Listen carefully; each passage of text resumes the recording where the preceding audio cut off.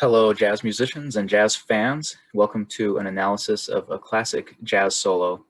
Today's video analyzes a memorable set of chords found on Herbie Hancock's recording of Butterfly from the album Thrust.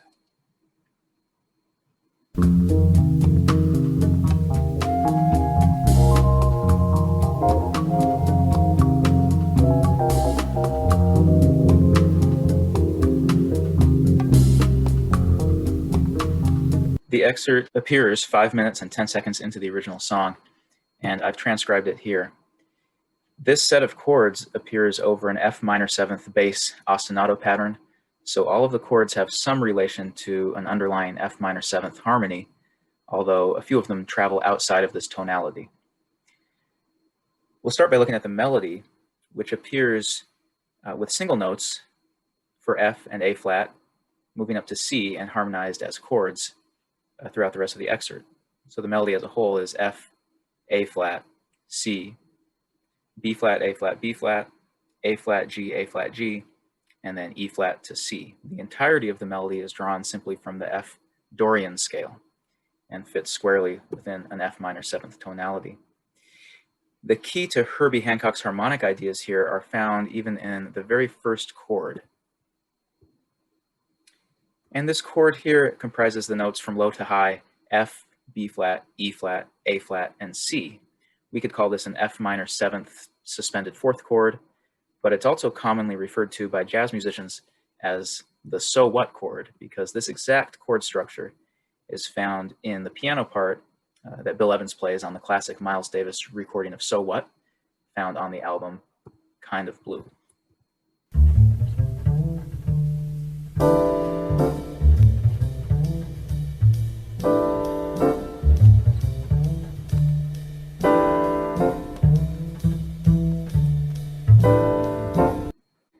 The structure of this chord, as you see here, is built by stacking fourths, with the 4 lowest notes stacked in fourths and the top 5th note just a third above that. Out of the 10 chords that appear in this Herbie Hancock excerpt, 7 of them are exact replicas of the famous So What chord. So 7 of these chords are built by stacking perfect fourths for the first or the bottom 4 notes of the chord, followed by a major third on top. So we'll start by looking at the first chord and the last chord, which again we could call F minor 7 sus4 chords. The lowest note is F, the highest note is C.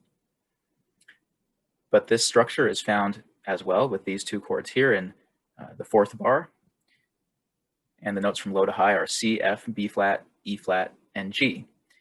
This looks perhaps like a C minor 7th sus4 chord, but it's the exact same structure. And each time that we see those chords, or we hear those chords, they're led into by, again, the exact same chord structure, just played a half step above, what we might call a D flat minor 7 sus4 chord, but again, the exact same structure. And we also find that exact same structure here. The notes here from low to high are A flat, D flat, G flat, C flat, and E flat, what looks like an A flat minor 7 sus4 chord, but again, it is the exact same structure.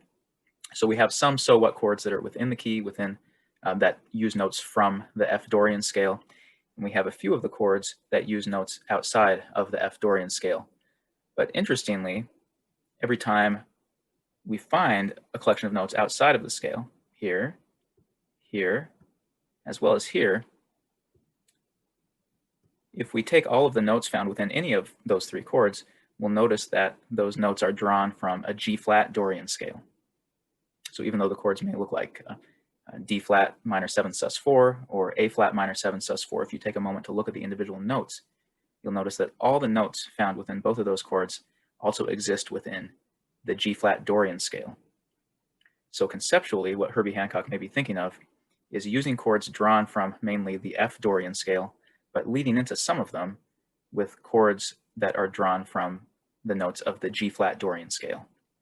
So taking chords built off of one scale that's a half step above the home key or the home scale of F Dorian. And now we see that out of the 10 chords that appear in this excerpt, 7 of them, and I've put boxes around them, are exact replicas of that so what chord. But how about the other 3? How about the other 3? Well, this chord here, and we're looking at bar 3, and there are 3 chords here that don't at first glance seem to reflect the structure of the so what chord.